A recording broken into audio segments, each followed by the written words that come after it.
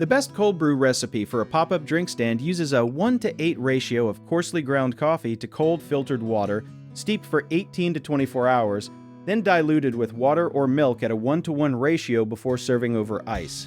Cold brew is different from iced coffee because you never use hot water at all. You just let coarse coffee grounds sit in cold water for a really long time, kind of like making sun tea but in the fridge. The reason people love it is because the slow steeping process pulls out way less of the bitter and acidic stuff from the beans, so what you get is naturally sweet, smooth, and easy on the stomach.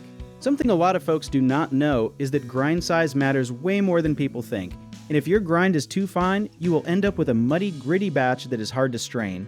A trick real coffee shops use is a giant mesh bag or a cheesecloth-lined bucket instead of a small filter, because it makes straining tons of coffee for a stand so much faster.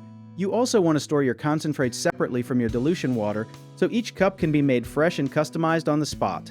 This way, one big batch made the night before can serve dozens of customers all day without losing quality. One common mistake is steeping too short, thinking it works like regular coffee, which leaves you with weak, watery flavor, so always give it the full 18 to 24 hours.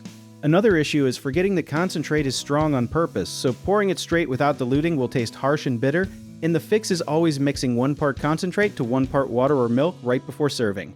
Temperature control is also huge for a pop-up stand since warm concentrate spoils fast and tastes flat, so keep it in an insulated cooler with ice packs the entire time you are selling. If you enjoyed this, check out our online directories in the description below.